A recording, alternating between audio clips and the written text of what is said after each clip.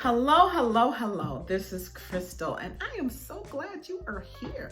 I help spiritual wanderers to discover their inner divinity as a guide on that journey. And it is my pleasure to share viewpoints and situations and things that I've learned on my own journey, because I know somebody out there is having the same challenge, and somebody out there needs to know that they are not alone. And so what I wanted to talk to you about today is domestic violence and how to connect with and support a person that is in a domestic violence situation. Now, I am not a psychiatrist, psychologist, medical doctor, anything. The views and opinions expressed in this video are all mine, okay? So go see your professional if you need to. But I want to share some things with you. And so let's do that. Let's talk about domestic violence right after this.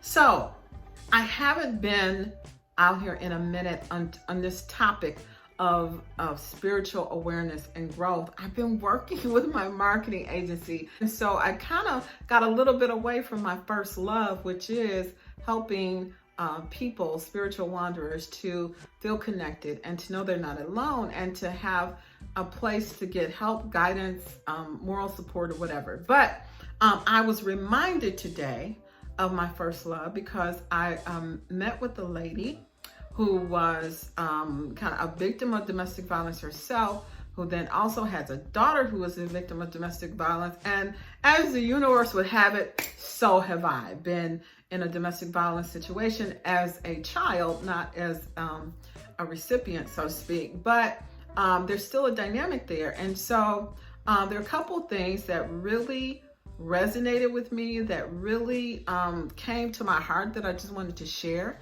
And so I was actually doing something else that I had been procrastinating on. I was like, oh, I got to do this. And I said, no, I got to do this. So whoever this is for you. So the first thing, observation. I'm just going to say observations because that's all any of us can have. We don't want to judge people. We just want to support each other, because everyone is on their own individual journey. So the first observation I had is that when someone is in a domestic violence situation, when we're in any situation, there's something that we're getting out of it. And that sounds counterintuitive. It's like, nah, Crystal, I don't think so. I think you got that one wrong, boo. Ain't nobody in a domestic violence situation because they want to be. No, I didn't say because they want to be. I said because they're getting something out of it that they can't get anywhere else, or that they don't perceive they can get anywhere else. So when we're dealing with someone who is in a domestic violence situation, I think the important thing that we have to do is not judge them, not make them feel stupid, not make them feel like they should do something different. Because in their heart of hearts, they know they should. They know that it's probably not good for them. But I bet my bottom dollar that they probably think it's the best that they can do. And that, to me, stems from the one thing that really threw me into this mission of sharing about spiritual awakening. And that is that the reason why we accept situations and things that aren't for us and aren't good for us is because we don't know who we are. We don't know the abilities that we have. We don't understand how powerful we are. And it's not anyone's fault per se, okay?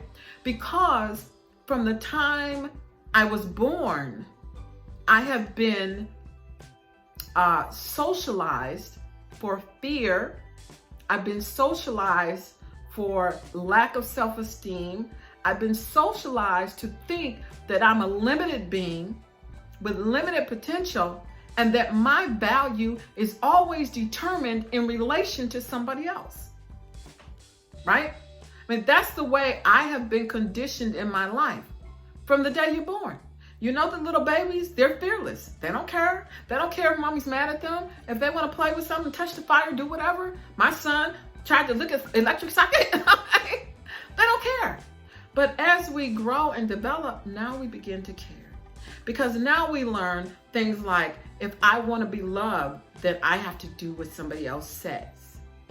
If I want to be loved, then I have to not be the full essence of who I am, because I may be too loud, or I may run around too much, or I may, make too much noise on the drums when my inner soul wants to play and make music. Okay? But whatever it is, we've been conditioned to say, in order to be loved, I have to give up something. Okay? Period. And then you grow up and you get to be an adult, and then it's kind of like society tries to flip the switch and say, no, you can get unconditional love, and God is love, and you can be unconditionally loved. Okay, well, if you've grown up with conditional love, unconditional love is a little bit of a hard pill to swallow, because how can that be? And even if you really want it from the bottom of your soul, you don't know how to get it, because you've been conditioned for conditional love. So in a domestic violence situation, it is a condition of love to behave a certain way. And that mindset of saying, I have to behave this way so that I don't get this treatment, that's something we've all done, probably with our children, from the time they were big enough to get into some mess. So my only point is that we have to really connect with our true inner divinity. You have to understand that you are a spiritual being, an eternal spiritual being, living a temporary human experience. And that you are an offspring of God. You're like a little God satellite. And so just like God spoke and things happened, when we speak, things happen. And it's unconditional. The law of attraction, a lot of people have a lot of things to say about it, but listen, it's not something that you can agree or disagree with. It's the way the world works. So whether you're speaking good or you're speaking bad, you are a speaking spirit, and whatever you speak, you're going to get it eventually. So a lot of times when you have low self-esteem, you're speaking things like, I'm not worthy. I'm not good enough. I'm so fat. How could I be so stupid? I don't understand why I can't be pretty like the other girls. No one's gonna want me. No other man will want me. I have to have this man, because this man at least loves me. He may beat my ass, but he loves me. And then potentially someone believes that. Why? Because they have nothing else to believe. And this is not to blame the family, but and don't be mad at me or be mad at me, but take it to heart and see if it resonates with you. In order for the person to be in that relationship with them to begin with, they were looking for something that was missing in their lives. The woman was looking for something that she was missing in her life, and he provides it, whatever it is. And for some women, maybe an ass whooping is a small price to pay to get the thing, whatever it is, that she gets from the man. So when we, as people who love people in domestic violence situations, talk to them as if they don't know what's good for themselves, talk to them as if they are not bright, or that they are, they're off in some way, all we're doing is reinforcing the low self-esteem that they already had that caused them to potentially be in the domestic violence situation to begin with. So to me, it's vitally important that if you are someone who's in a domestic violence situation, you know someone, it's vitally important that you don't judge them. Don't tell them what they need to do with their lives. Empower them. So you may say, Crystal, how do I empower them? Okay, so here's how you empower them. The first thing is to understand who you are, okay? This is the first thing, because they're not going to buy it from you if you don't understand who you are. Who are you? An eternal spiritual being living a temporary human experience, okay? So what that means, if we just break it down and we say, okay, granted, Crystal. So even if I follow you on this little, this scenario, how do I help them with that? Here's how. Because if you are an eternal spiritual being and you are an offspring of God, you are God's satellite, that means that within you, you have the same energy as God. All that is creation itself, source itself. You have that same energy within yourself. So, I just scratched myself. So if you have that same energy within yourself, what that means is you have within yourself the ability to change your situation. How so, Crystal? Okay. By changing the way you think about things, by changing the way you think about yourself. So, for example, if you know someone that's in a domestic violence situation, okay, feed their spirit. Tell them how nice they look. Go help them clean up their house. Go help them, do their hair. Take them shopping. Take them out to lunch. And don't talk about the situation at all unless they bring it up. Talk about their favorite show. Talk about what's in the movies. Talk about, what they like to do. If they like to do something, maybe they like to sew, or maybe they like to, watch soap opera. I don't know. Is soap opera still even on? I don't see what it's along. But there's things that feed their energy and lift them up. Help them to see that they have the ability to do what they need to do. That they're smart enough. That they're smart enough to make the right decisions for their own lives. That's what we need to do with people who are in domestic violence situations. We need to empower them to trust themselves, to get themselves out of the situation. They don't need us to tell them, what they need to do and why it's a bad situation. This is confusing to them because the very inadequacy and the very feeling of inadequacy that they already have that put them in a situation with someone who doesn't value them is being reinforced when you do that. Do you see what I'm saying?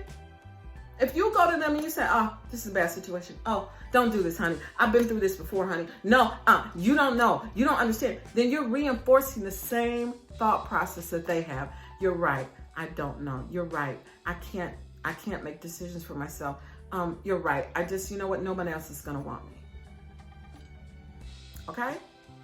But when you empower them, when you feed their spirit, when you become a partner in their self-care, now you're giving them what they need to be stronger, to rise up, to see their value, and to grow out of that situation.